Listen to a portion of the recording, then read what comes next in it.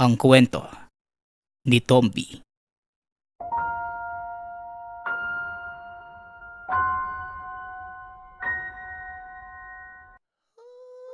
Ang kwentong ito ay mula sa isa nating tagapakinig na itago na lang natin sa pangalang Kalista. Walang eksaktong taon. Malay-balay Bukidnon. Sa lugar ng Malay-balay naninirahan ang pamilya ng dalagang si Kalista. Simple lamang ang pamumuhay. Ngunit dahil mataas ang pangarap ng ama na si Tatay Mikoy, nakipagsapalaran ito sa ibang bansa upang mabigyan ng magandang buhay ang pamilya. Habang wala sa piling si Tatay Mikoy, nagpatuloy lamang si Kalista sa pag-aaral at pagtulong sa kanilang tahanan. Sa bawat araw na lumilipas, nangungulila ito sa ama. Ngunit patuloy pa rin siyang nagsusumikap upang tuparin ang pangarap nito. Sa kabila ng mga pagsubok, nagtagumpay si Kalista na makapagtapos ng pag-aaral at nakamit ang pangarap na maging guro. Sa pagbalik ni Tatay Mikoy, lubos siyang nagpapasalamat sa tagumpay ng anak at sa kanilang masayang pamilya. Ngunit isang araw, biglang nagbago ang kanilang tahimik na buhay nang malaman ni Nanay Melody na matagal nang nakabalik sa kanilang baryo ang asawa at may iba na itong pamilya. Kailan mo pa itatago sa amin ang totoo, Mikoy? Akala mo ba hindi ko malalaman? Walang hiya ka. Paano mo sa amin nagawa ito? Wika ni Nanay Melody habang tumutulo ang luha sa mga mata. Narinig naman ng dalaga ang sinabi ng ina. Ano po ba ang dapat sabihin ni tatay sa atin, ay?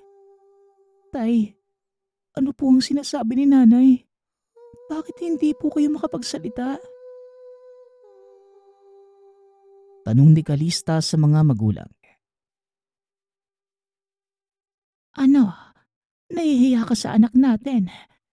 Ngayon ayaw mo magsalita. Pwes, ako na ang magsasabi. Yang magaling mong ama. May kirida 3 taon na silang nagsasama. Matagal lang nakauwi ang tatay mo pero hindi siya umuuwi sa atin. Napakawalang hiya mo, Mikoy. Wika ni Nanay Melody. Galit na galit ito at bigla na lamang nahirapan huminga. Nagulat at nag-alala si Kalista sa biglaang pangyayari. Hindi niya inaakala na may ganitong sikreto ang ama. Sa pagkabigla at pagkabahala, kagad lumapit si Kalista sa ina upang alalayan.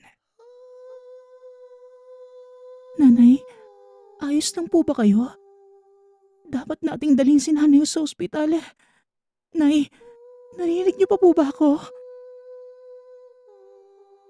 Tanong ni Kalista.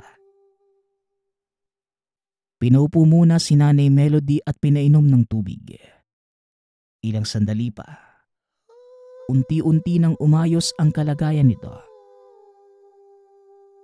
Sa gitna ng kanilang pangamba at galit, nagkaroon ng pagkakataon para makapag-usap si Nanay Melody at Tatay Mikoy. Habang sinasabi ng ama ang paliwanag, unti-unti namang lumalambot ang galit ng ina. Patawarin niyo sana ako. Hindi ko naman ginusto ang bagay na yun eh. Malaki ang naitulong sa akin ni Katrina. Kaya nang ayain niya akong magsama kami. Wala na akong pagpipilian dahil nais ko makapagtapos si Kalista ng pag-aaral. Kahit na alam kong mali.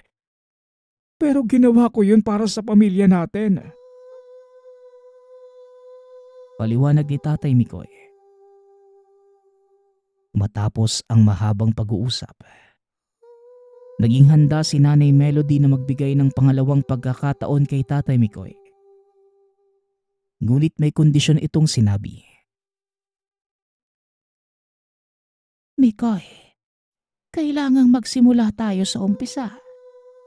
Dapat mong patunayan ang pagmamahal at katapatan mo sa amin ni Calista. Hindi madaling magpatawad. Pero para sa kabutihan ng pamilya natin, handa ako magbigay ng isa pang pagkakataon. Ngunit kailangan mong gawin ang lahat upang itama ang iyong mga pagkakamali para makuha muli ang tiwala namin sa iyo. Tugon ni Nanay Melody. Yun nga ang nangyari. Nagtulungan silang muli upang harapin ang mga pagsubok ng kanilang pamilya. Ang pangyayaring ito nagsilbing hamon sa pagmamahalan at pagiging matatag sa kabila ng mga pagsubok na kakaharapin.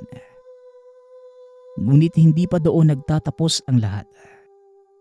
Dahil muling sinubok ng kapalaran ang kanilang katatagan. Isang araw, habang abala sa paghahanda ng agahan ay bigla na lamang may nagpuntang babae sa tahanan. Kumakatok ito sa pinto at kagad namang pinagbuksan ni Calista. Sino po sila? Meron po ba kayong kailangan sa amin? Ano po bang sadya nyo? Tanong ni Calista. Dito pa nakatira si Mikoy. May kailangan lang akong sabihin sa kanya. Tugon ng babae. Kagad namang lumapit sa anak si Tatay Mikoy. Katrina, anong ginagawa mo dito? Matagal ko nang pinutol ang koneksyon ko sa'yo dahil gusto kong ayusin ang pamilya ko. Sana naman maintindihan mo yon. Wika ni Tatay Mikoy. Nang marinig naman ng ina ang usapan ay kagad itong nagsalita. Pumasok kayo. Huwag kayo dyan sa labas mag-usap at nakakahiya sa mga kapitbahay. Dito na lang kayo sa loob. Wika ni Nanay Melody. Pinapasok nito sa loob ang babae. Huwag kayong mag-alala dahil hindi ko naman guguluhin ang pamilya ninyo. May kailangan lamang akong sabihin kay Mikoy. Wika ni Katrina. Sa loob ng tahanan, hindi maiwasang mapansin ni Nanay Melody ang pagtatalo ni Tatay Mikoy at Katrina. Sa pag-aalala at pangamba sa kalagayan ng pamilya, nagpa siya itong humarap at kausapin si Katrina.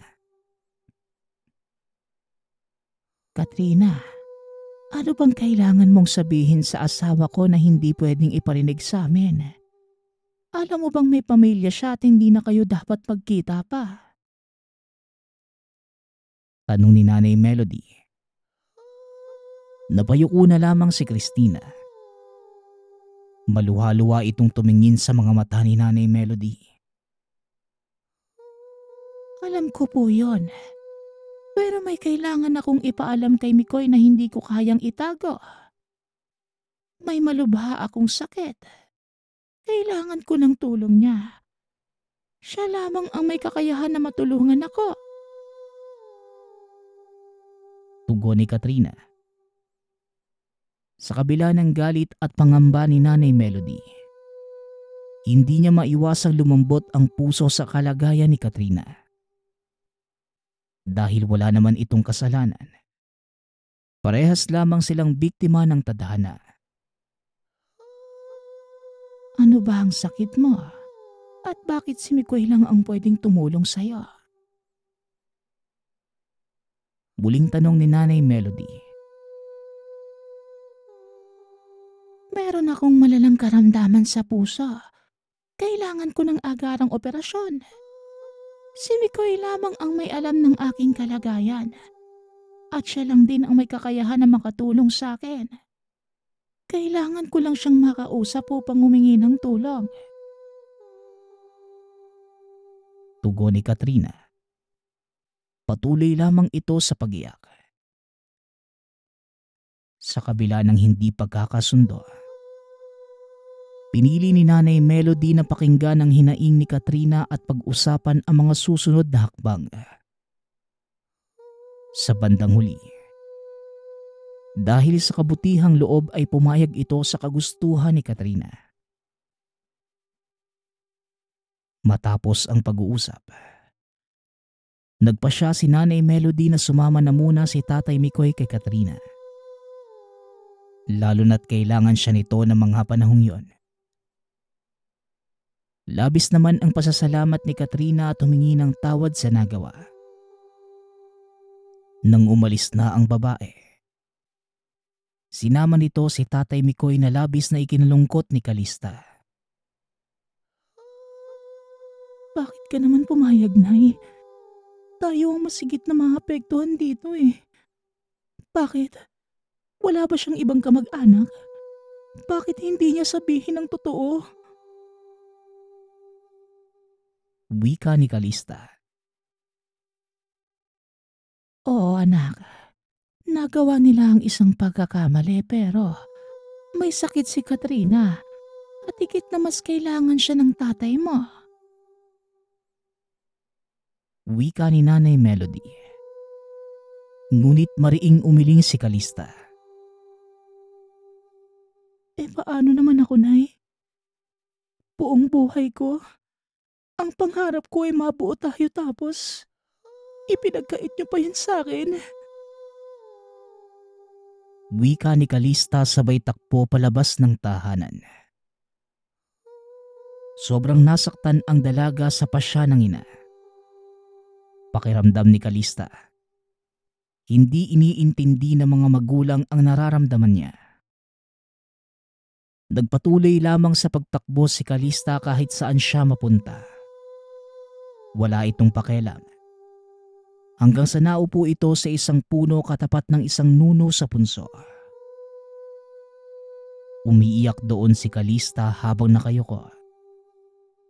Ilang sandali lamang ang lumipas ay bigla na lamang nakarinig ito ng tila boses na nanggagaling sa ilalim ng lupa.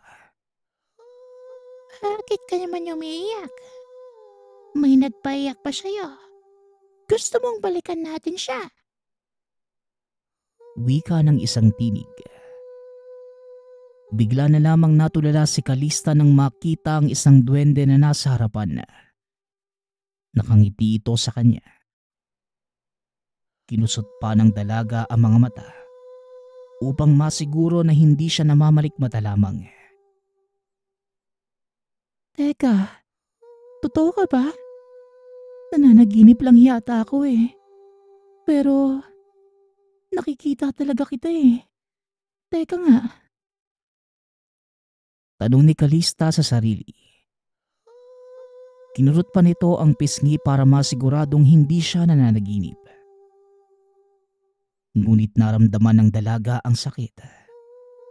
Tumawa naman ang duwende sa ginawa ng dalaga.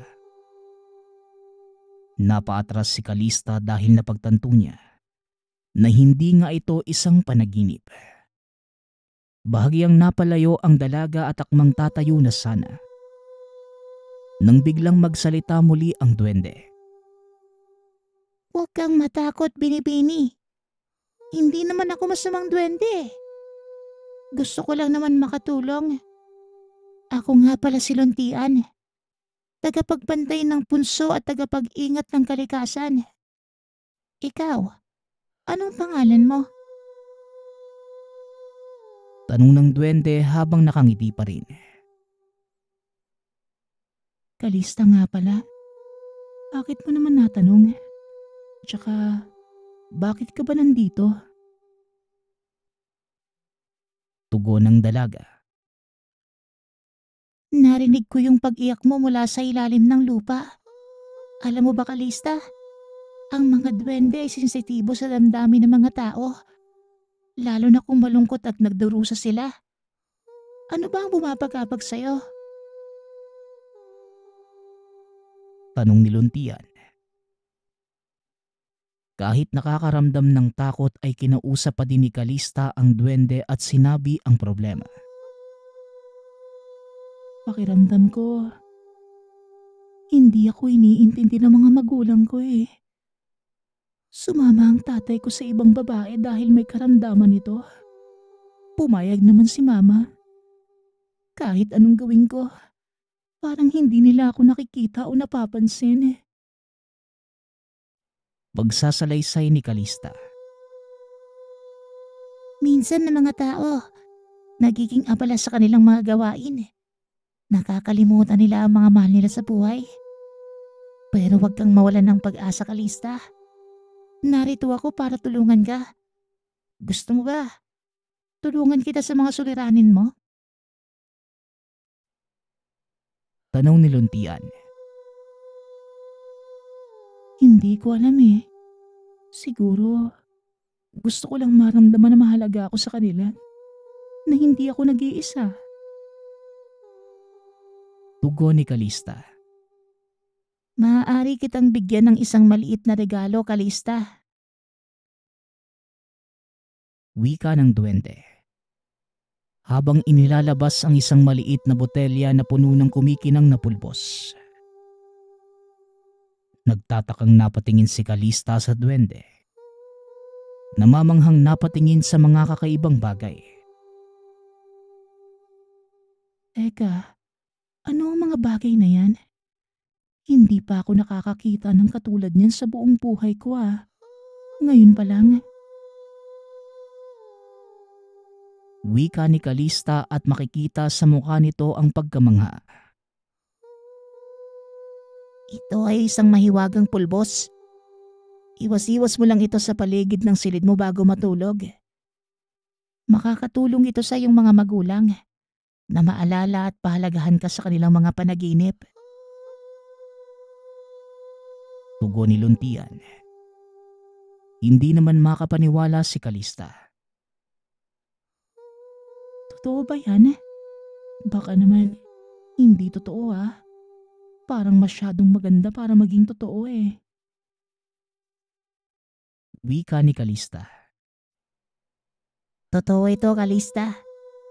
Pero palagi mong tatandaan, ang tunay na pagbabago ay nagsisimula sa puso. Ang pulbos na ito ay gagabay lamang sa kanila.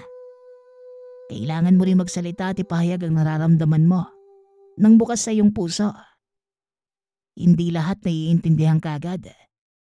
Pero sa tulong ng mahika at ng iyong sariling lakas ng loob, siguradong magbabago ang mga bagay na yon. Wika ng duwende at natuwa naman si Kalista. Salamat Luntian ah. Susubukan ko. Huwag kang mag-alala at hindi ko ito ipapaalam sa iba. Babalik ako dito. Wika ni Kalista habang may saya sa mga labi. Walang anuman, Kalista. Tandaan mo palagi, narito lang ako sa punso. Kung kailangan mo ng kaibigan, bumalik ka lamang dito. Tugon ni Luntian. Gumiti si Kalista at dahan-dahang tumayo. Bagaman may pag-aalinlangan pa rin. Hawak niya ang maliit na botelya na puno ng pag-asa. Alam ng dalaga na hindi siya nag-iisa sa pakikibaka at may isang munting kaibigan handang tumulong sa kanya. Kahit nakakatakot ang itsura ng duwende, tila nawala ang takot niya na magsalita ito at pinayuhan siya. Kagad nagpunta si Kalista sa tahanan. Hindi na makapaghintay na sumapit ang gabi. Nang sa wakas ay dumating na ang gabi, kaagad namang ginawa ni Kalista ang mga sinabi ni Luntian. Nakatulog ang dalaga. Sa panaginip ni Kalista ay masayang masaya ang pamilya niya. Hanggang sa sumapit ang umaga. Pagkagising ng dalaga at pagpunta sa kusina, laking gulat niya na makita sa tahanan ng ama. Kasabay nila itong nag-agahan. Magandang umaga sa iyo, anak. Napaniginipan ko na sama-sama tayong kumakain ng agahan. Kaya naisipan kong pumunta dito at sumabay sa inyo. Pumayag naman si Katrina kaya kagad akong pumunta dito. Pasensya na nga pala anak sa mga nangyari at mga biglaang... Hindi na natuloy pa ni Tatay Mikoy ang sasabihin. Dahil bigla na lamang siyang niyakap ni Kalista na labis ang saya. Walang anuman, tatay. Ang mahalaga nandito ka ngayon. Mabuti na lamang at pumunta ka. Akala ko tuluyan mo na kaming ipagpapalit kay Katrina eh. Tugon ni Kalista habang mahigpit na nakayakap sa ama. Hindi niya mapigilan ang pagpatak ng mga luha. Ngunit sa pagkakataong to ang mga ito'y luha ng kaligayahan. Napanikinipan ko rin yung Kalista. Ang saya-saya natin. Parang ayaw ko nang magising eh. Nais ko sanang mangyari yun sa totoong buhay. Patawad na kung pakiramdam mo. Napapabayaan ka na namin. Wika ni Nanay Melody habang hinahaplos ang buhok ni Kalista. Salamat, nanay. Ang importante po, narito na kayo. Sana po magkasama na tayo na mas madalas at wala nang sisira ng pamilya natin. Wika ni Kalista. Oo anak, magbabago kami ni nanay mo. Sisikapin naming palaging maglaan ng oras para sa'yo. Pangako ni Tatay Mikoy habang hawak-hawak ang kamay ng anak. Masaya nilang pinagsaluhan ang agahan. Napuno ng tawanan at kwentuhan ang buong paligid. Pakiramdam ni Kalista ay napakalayo na ng agahang ito mula sa nakaraang araw na puno ng kalungkutan. Habang papasok si Kalista sa silid matapos ang masayang umagahan, napatingin ito sa maliit na botelya ng pulbos na binigay ni Luntian. Alam niya na malaking tulong ito sa pamilya. Ngunit ang tunay na pagbabago ay nagmumula sa kanilang pagmamahalan at pag-unawa sa isa't isa. Lumabas ito ng tahanan. Pumunta muli sa punso kung saan niya nakilala si Luntian. Hindi nagtagal. Lumitaw ang duwende na may ngiti sa muka. Luntian, salamat sa lahat ng tulong mo ha. Nagbago ang lahat mula nang makilala kita. Hindi ko alam kung paano kita mapapasalamatan sa kabutihan mo sa akin. Wika ni Kalista. Walang anuman, Kalista. Natutuwa ako makita ka masaya. Tandaan mo, ang tunay na mahika ay nagmumula sa puso. Kung may kailangan ka pa sa akin, narito lang ako ah. Tugon ni Luntian. Oo, Luntian. Natutunan ko na sa pagmamahal at bukas na komunikasyon. Kahit anong problema ay malalampasan. Salamat ulit ha. Wika ni Kalista. Nagpaalam na ang dalaga kay Luntian at umuwi na ng tahanan.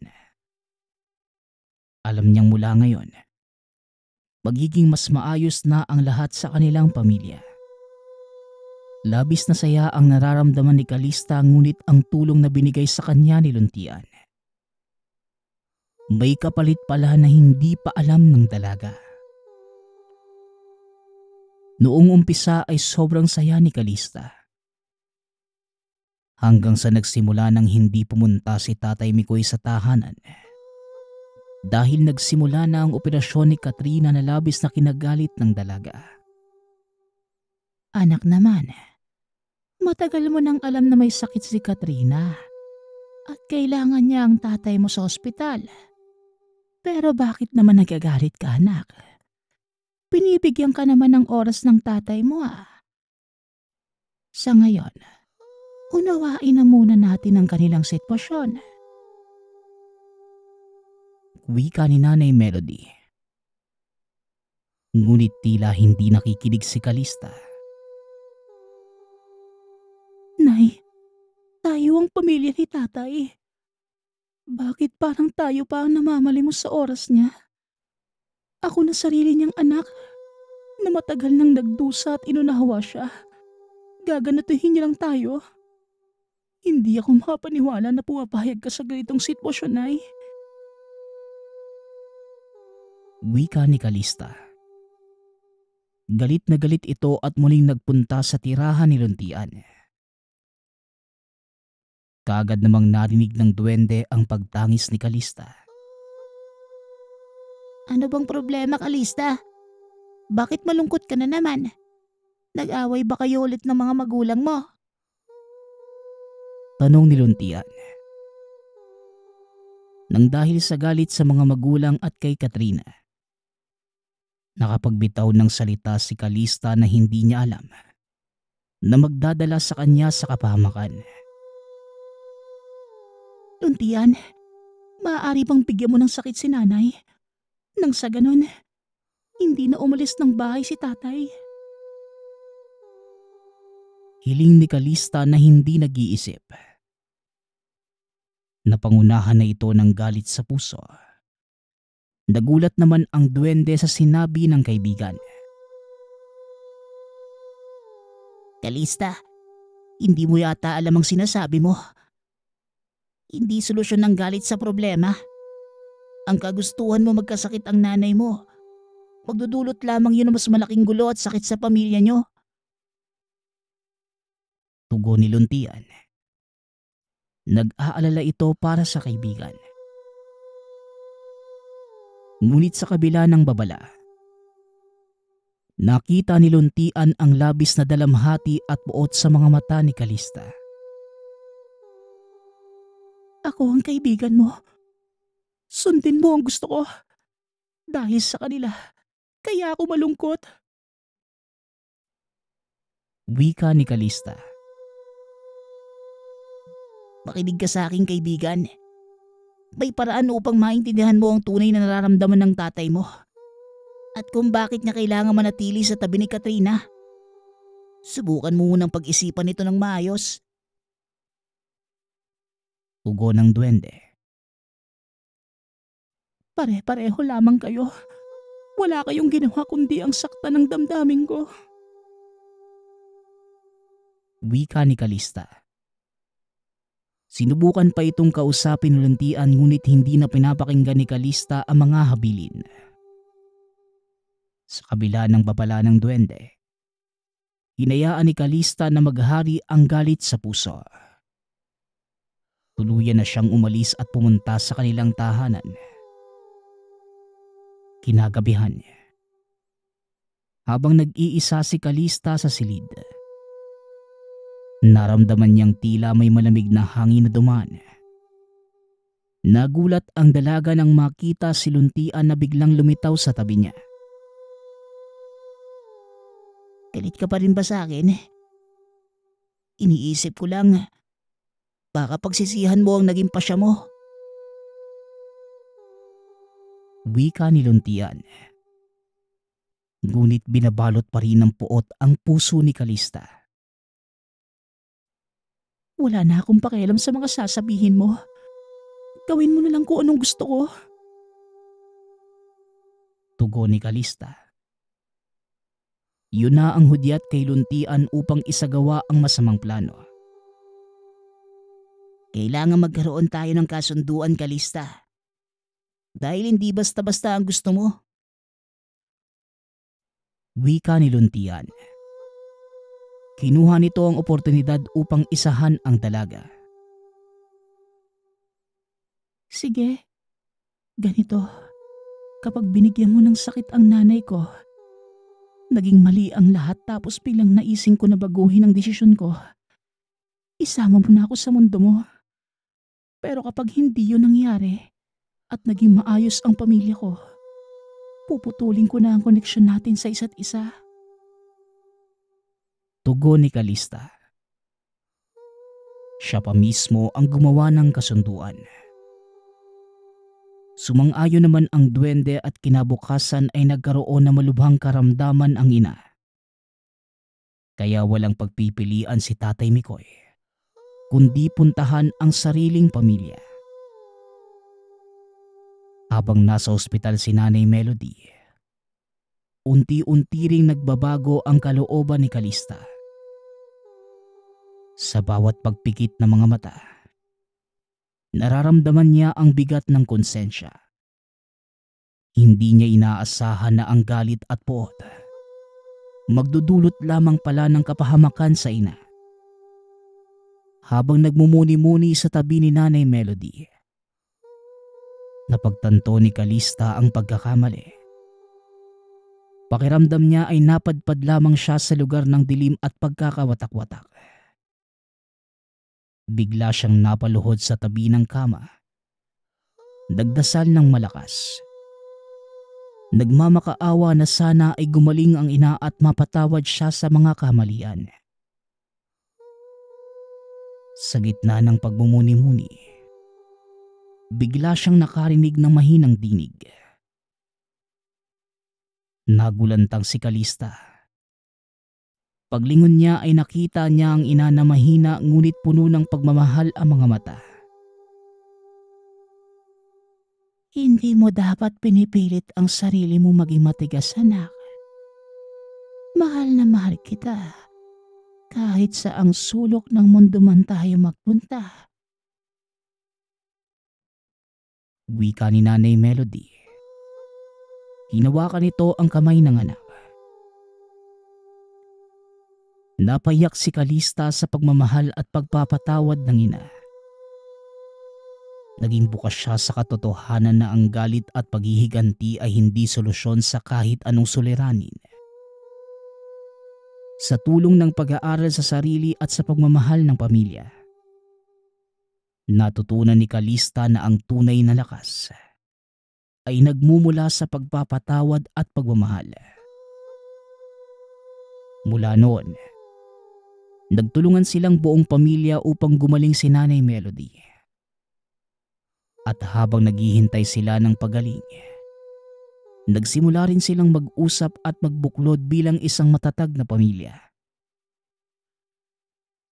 Ngunit habang tumatagal, mas lalo lamang lumalala ang sakit ni Nanay Melody at alam ni Kalista na siya lamang ang makakaligtas sa ina. Kaya kagad itong nagpunta kay Luntian. Tinawag ng dalaga ang kaibigan at hinarap siya nito. Hindi ko na kayang makitang nahihirapan si nanay. Pakiusap, Luntian. Alisin mo na ang sakit ni nanay. Wika ni Kalista. Pero alam mo namang Kalista na meron tayong kasunduan. Handa ka na bang iwanan ang pamilya mo at sumama sa mundo ko? Tugon ng duwende. Kung yan ang dapat gawin para mawala ang karamdaman ni nanay, gagawin ko.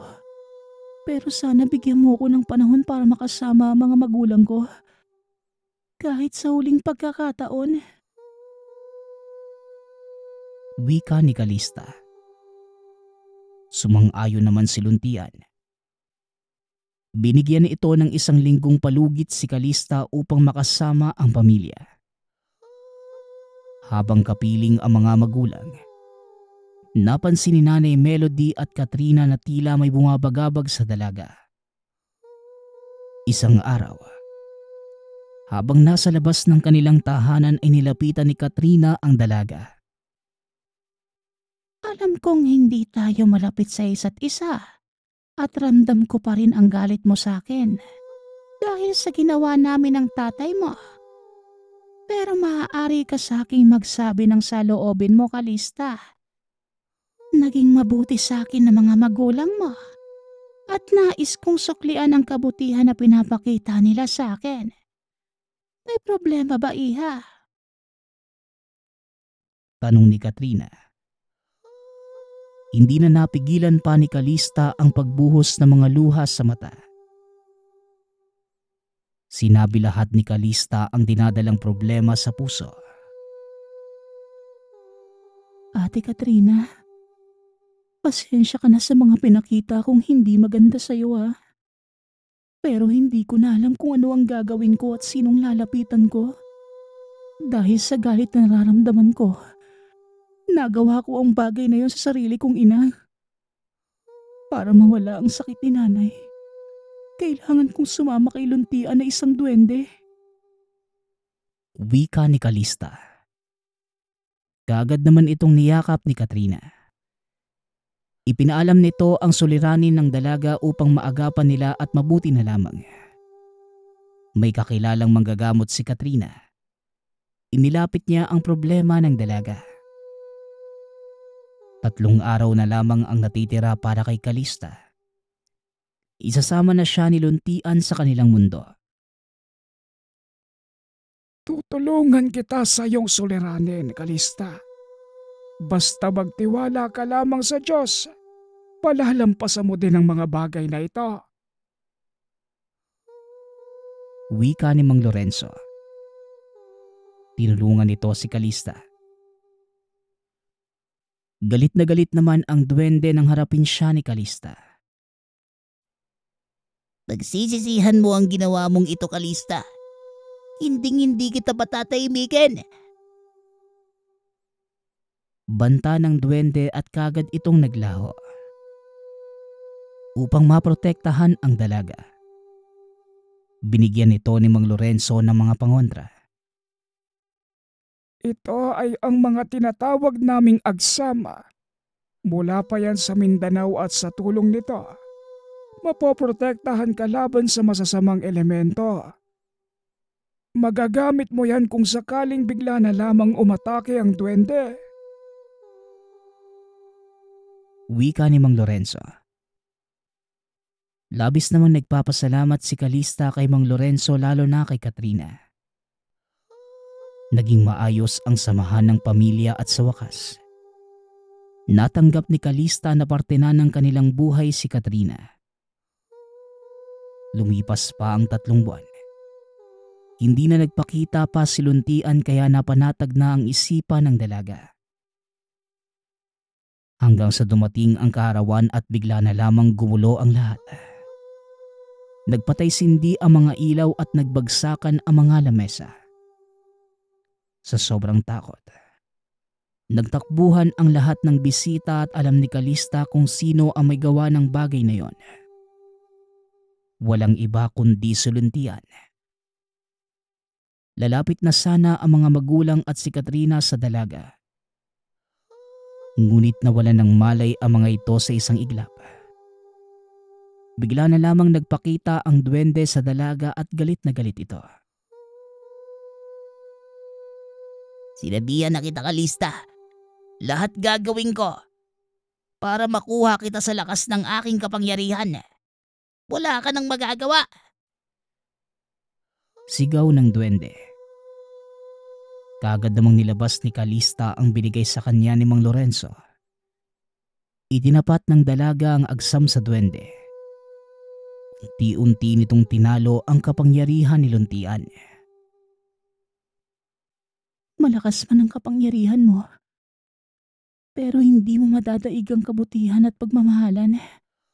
Yan ang palagi mong tatandaan, Luntian. Mag-away man kami at magalit sa isa't isa, pero sa huli, magiging maayos pa rin ang lahat sa pagmamahalan namin. Wika ni Kalista at tuluyan nang nawala ang duwende. Hanggang sa lumipas pa ang mga araw, buwan at taon. Hindi na muli siyang ginulo ni Luntian. Hanggang sa kasalukuyan, magkakasama pa rin sa isang tahanan ang pamilya. Ngunit magpasa hanggang ngayon, hinding-hindi malilimutan ni Kalista ang mga nangyari. Nang kamuntikan siyang mapahamak sa kasunduan sa duwende.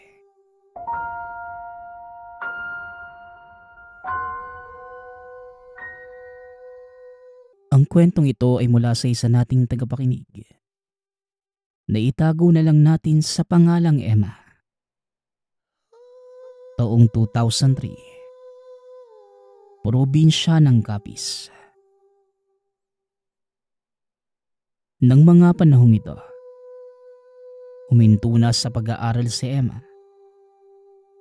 Paano ba naman? Namatay ang ama na siyang tanging sumusuporta sa pag-aaral. Samantalang ang ina naman, walang hanap buhay at nag-aalaga ng kapatid na 2 taong gulang pa lamang. 15 anyos pa lamang noon ang dalaga nang matutong magbanat ng buto. Namasukan nito bilang kasambahay sa isang pamilya doon sa bayan. Halos all around rin ang trabaho niya roon. Isa itong labandera, tagalinis ng bahay at yaya ng anak ng amo. May nag-iisa silang anak na batang babae na ang pangalan ay Robina. Sa 3 buwang pamamasukan ni Emma, ang masasabi lamang ng dalaga noon, mabubuting amo ang mag-asawa. May oras siya ng pahinga, oras ng pagkain at nasusweldohan pa ng tama. Ang problema nga lang, wala itong day off. Pero ayos lang yun para sa kanya. Nakakapagpadala naman ito sa ina tuwing sasapit ang sweldo. Si Emma na rin ang naghahatid sundo kay Robina. Nang mga panahong yon, nag-aaral na sa elementarya ang bata. Hanggang sa isang partikular na hapon, susunduin na sana ni Emma si Robina nang tawagin siya ng principal ng paaralan. Kaya mabilis itong pumunta sa guidance office. Doon niya nakita si Robina na umiyak. Ang kwento ng principal, napagkatuwaan si Robina ng mga kamag-aral. Habang kumakain sa kantin, yung suka na may bawang ay binuhos sa braso ng alaga. Kaya nang malaman ni Emma ang sinapit ni Robina, tinignan niya ang braso nito. Nagulat ito nang makita ang balat ni Robina. Medyo nalapnos, namumula at namamaga. Sigurado po ba kayo ma'am na dahil lang po sa sawsawang kaya nalapnos ang braso ng alaga ko? Tanong ni Emma. Oo naman ineng, yan ang sumbong sa akin ng bata. Bakit di siya mismo ang tanungin mo? Pero wag kang mag-alala. Napagsabihan ko na yung mga umaway kay Robina. Kapag naulit pa yon, ipapatanggal ko na sila sa eskwelahang ito. Tugon ng principal. Matapos itong sabihin ng punong guro, natanong ni Emma sa bata kung dahil lang ba sa sausawan. Tumango naman ang alaga kaya naman naniwala siya. Nagpapasalamat si Emma sa principal dahil kagad naleksyonan yung gumawa nito sa alaga. Pagkatapos ng kanilang pag-uusap, umuwi na ang magyaya. Tumahan na rin sa pag-iyak noon si Robina. Pagkarating ng tahanan, kaagad ginamot ni Emma ang sugat ni Robina at tinalian ng benda. Mabuti na lamang, may kaliitan lamang ang sugat. Pagka-uwi ng mag-asawang amo galing sa trabaho, naikwento ni Emma ang nangyari. Galit na galit ang tatay ni Robina.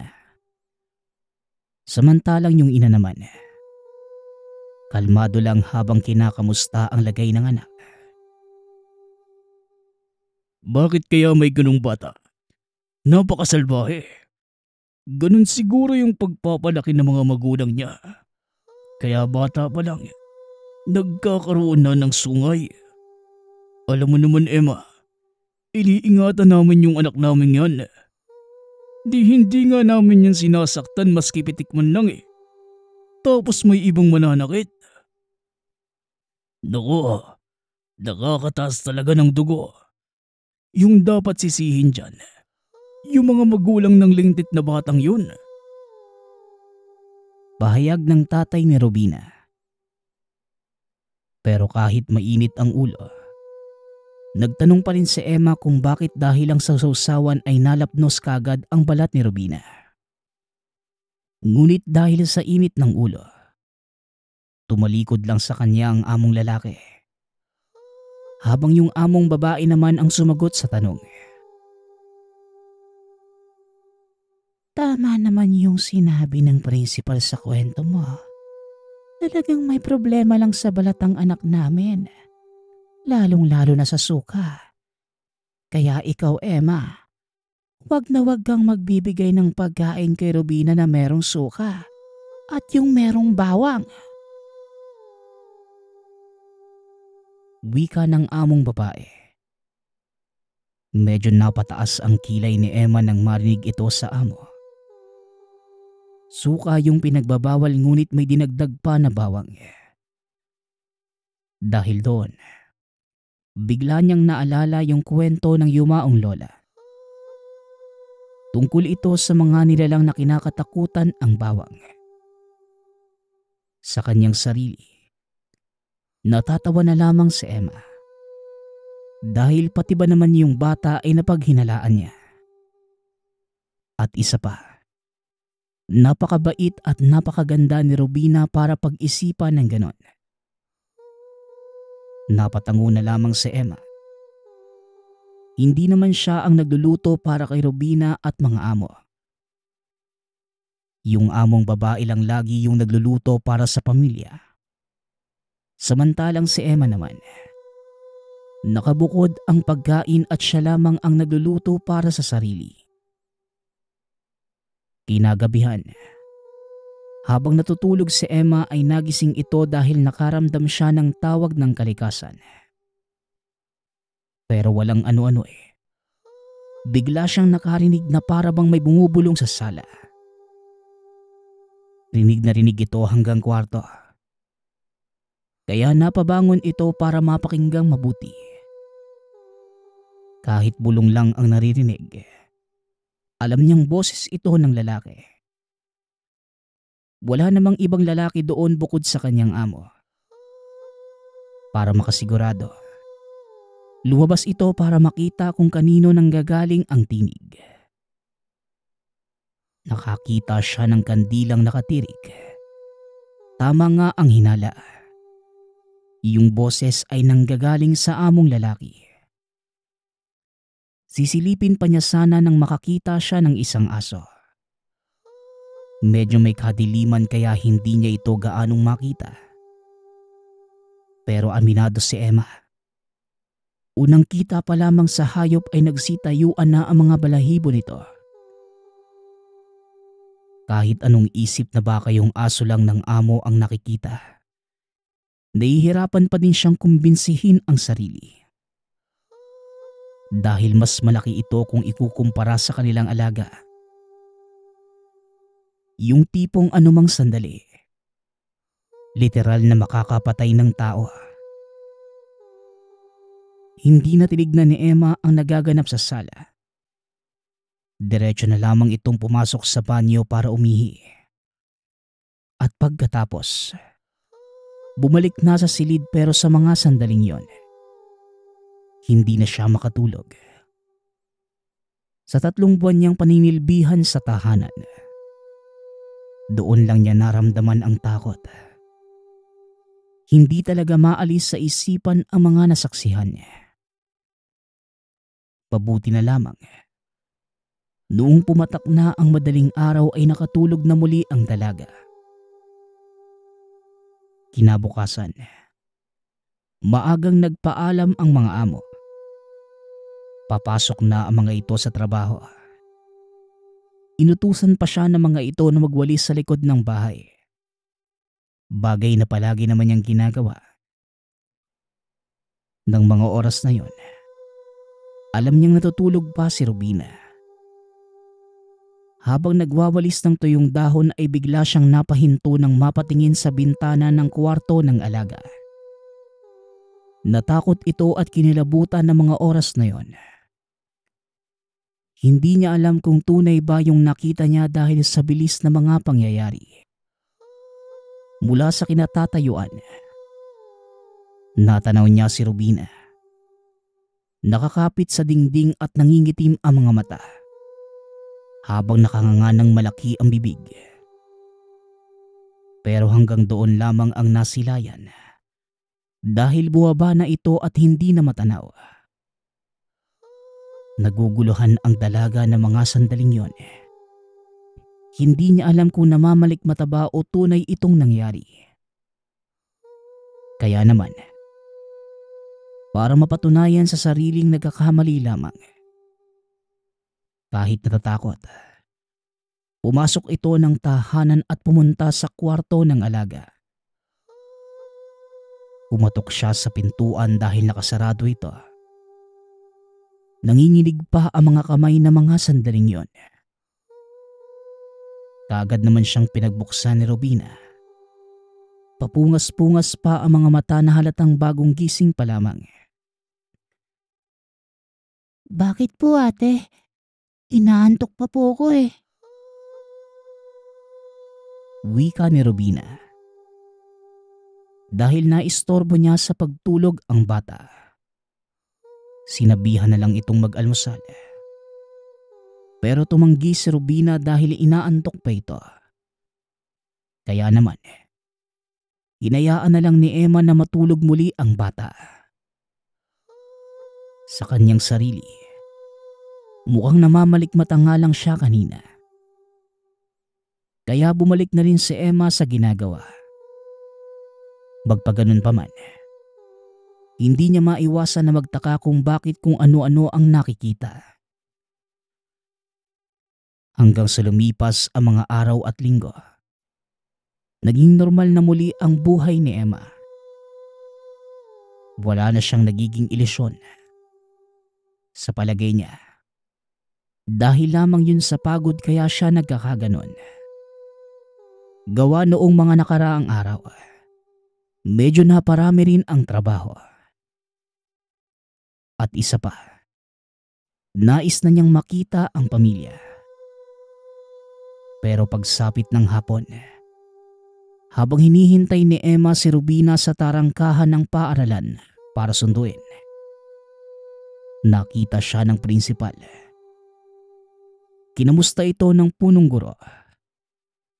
Kaagad naman siyang tumugon na ayos lang, hanggang sa may nilahad sa kanya na labis niyang kinagulat. Alam mo ba, Ineng? Noong nakaraang linggo lang, namatay na yung mga magulang ng nambuli sa alaga mo.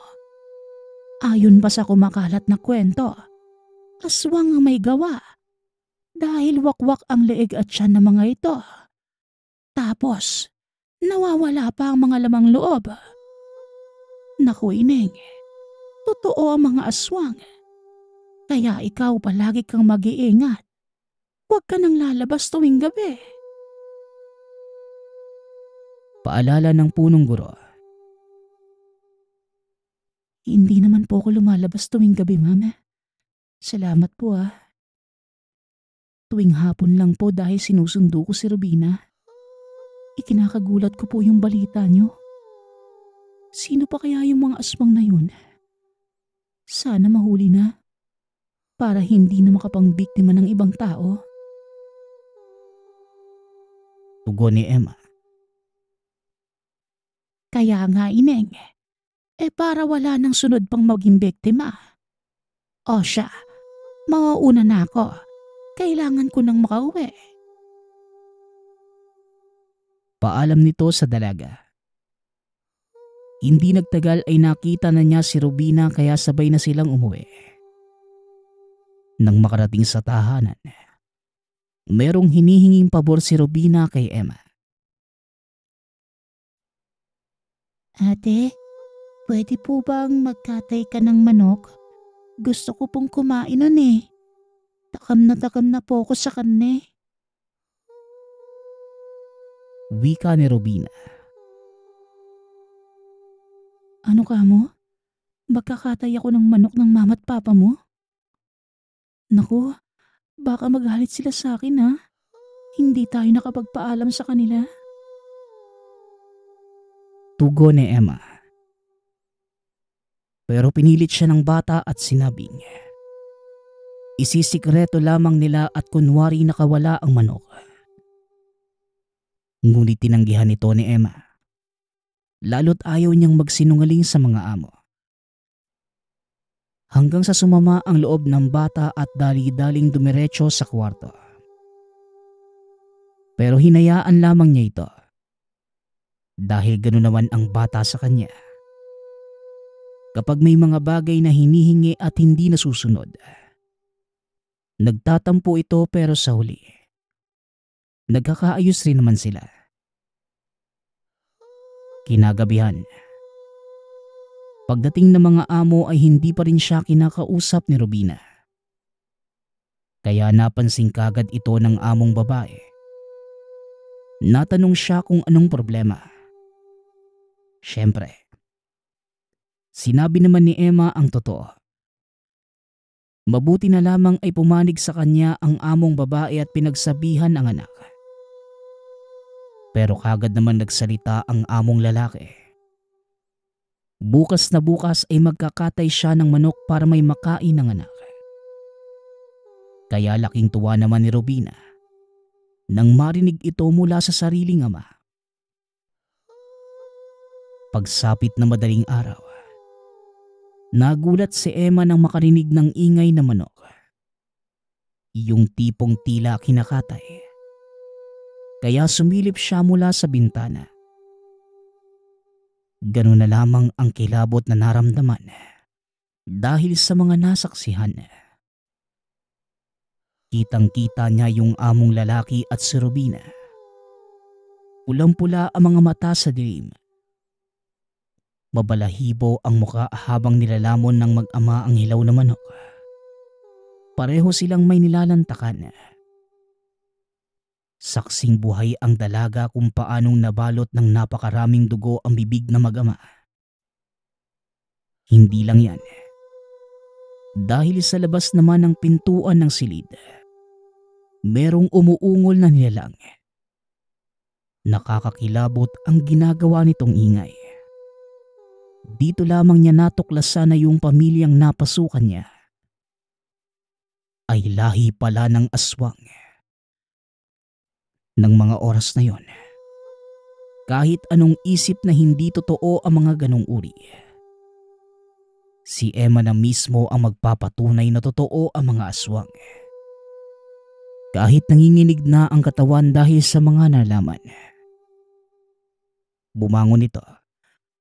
Dahan-dahang sumilip sa siwang ng pintuan sa ilalim. Alam niyang yung among babae yung nag-iingay sa labas ng kwarto. Pagkatapat pa nga lang niya sa pinto, kagad siyang nakalanghap na masangsang na amoy. Nakakaduwal pero sinubukan ni Emma na dumapa at sumilip sa siwang. Tama nga ang hinala na yung among babae yung nagawa ng ingay. Nakatuwa dito. Nakasilip ang ulo sa pagitan ng mga paa habang pabalik-balik na gumagapang. Yung parabang inaabangan siya nitong lumabas ng kwarto. Ing-ihina ang dalaga ng mga oras na yon. Dala ng labis na takot. Naihina siya ng tuluyan sa salawal. Ilang sandali pa ang lumipas. Naalala niya yung langis na palagi niyang pinapahid sa katawan bago matulog. Mula pa ito sa kanilang probinsya na gawa sa iba't ibang uri ng ugat. At merong aroma ng luya. Kagad niya itong binuhos sa pintuan at buong katawan. Nang matapos ay naramdaman niyang unti-unting lumalayo ang amo sa kwarto. Pagsapit ng 4:00 na madaling araw, nag-impake na ng mga gamit si Emma. Hindi siya sigurado kung gising pa ba ang mga amo. Pero makikipagsapalaran siya para makalis. Wala na siyang marinig na ingay sa labas. Kaya alam niyang nasa kwarto na ang mga ito. Bago lumabas, dinagdagan niya yung langis na nakalagay sa katawan. At pagkatapos, dahan-dahan niyang binuksan ang pintuan at marahang naglakad palabas. Hanggang sa makarating na sa pintuan ng sala. Pipihitin pa lamang niya ito nang bigla siyang nagulat dahil merong nagsalita sa likuran. Walang iba kundi ang lalaking amo. Paglingon niya, nakayuko lamang ito habang nagsasalita. "San ka naman pupunta, Emma? Tatakasan mo ba kami? Hindi mangyayari ang gusto mo dahil hindi namin pahihintulutan na makaalis ka." Wika ng among lalaki, kasabay ng nakakakilabot na paghalakhak. Wala mang tigil sa pagkabog ang dibdib. Pinilit niyang magpakatatag at tumugon. Mga walang hiya kayo. May mga tinatago pala kayong sikreto eh. Alam kong ikaw ang pumatay sa mga magulang na nag-agrabyado kay Robina. Tapos ngayon naman, ako pa yung pag-iinteresan nyo. Mga demonyo kayo. Paalisin nyo na lang ako dito. Dahil ayaw ko nang manilbihan sa mga impaktong gaya nyo. Tugon ni Emma. Hanggang sa natawa na lamang sa kanya ang among lalaki. At kinalaunan, napansin ni Emma na mas lalong pumangit ang anyo nito. Mas lalong lumaki ang ngipin at tumitim ang balat. Narinig ni Emma ang sinabi ng elemento. Siya ang magiging handa sa kapistahan. May sinasabi pa ito na isang orasyon habang unti-unting lumalapit sa dalaga. Dito lamang napagtanto ni Emma na mas nakakasindak pala sa malapitan ng itsura ng aswang. Kaya sa labis na takot, bigla siyang nawalan ng malay at nagising na lamang si Emma na nasa madilim na lugar. Ramdam niya na meron siyang kasama dahil naririnig niyang merong nagpupumiglas sa paligid. Dito lamang niya napansin, maging siya ay nakatali at nakabusal rin ang bibig. Sa paglibot ng kanyang paningin, napagtanto niya na nasa isang kubo pala sila ng lalaking kasama. Nang makita siyang gising na, kinausap siya nito at sinabing, Mabuti at nagkamalay ka na. Alam mo bang 2 araw ka ng tulog? Wala na yatang tayong pag-asa eh. Yung mga ibang kasama natin, pinagkakatay na. Noong napunta ka dito, 8 pa tayo nun eh. Pero ngayon, 2 na lang. Baka bukas ng gabi tayo naman. Ako nga pala si Emil. Katulad mo, biktima rin nila ako eh. Tribo sila ng mga aswang. wika ni Emil. Nang marinig ito ni Emma, nagpumiglas siya ng nagpumiglas habang umiiyak. Napakasolido ng lubid na nakatali sa katawan. Hindi naman siya makatugon sa lalaki dahil may takip ang bibig. Pero mukhang tama nga yung sinabi ng lalaki na wala na silang pag-asang makatakas. Hanggang sa merong napansin si Emma na matulis na kawayan sa sulok. Mabuti na lamang. May katangkaran si Emma at mahaba ang bias. Kaya naabot niya ang kawayan gamit ang paa at matagumpay na nakuha. Nang may abot sa kamay, kaagad niyang nilaslas ang lubid at nakawala. Tinanggal din niya ang tali sa katawan ni Emil. Maingat silang lumabas sa kubong yon. Mabuti na lamang, abala sa pag-iinuman ang mga kalalakihan. Sa awa ng Diyos, nakaalis naman sila doon sa lugar. Pero sa katunayan, nag-alatsamba lamang na makatakas sila sa lugar kahit na hindi kabisado. Napakalayo rin ang kanilang nilakbay. Umuwi na si Emil sa kanilang tahanan. Ganun din ang dalaga. Ikwinento naman ni Emma sa ina ang mga naganap. Umiiyak ang ina sa sobrang pag-aalala sa anak. Pero sinabi nitong bukas na bukas ay ipaparating ito kay Tandang Perding. Isang albularyo na kakilala.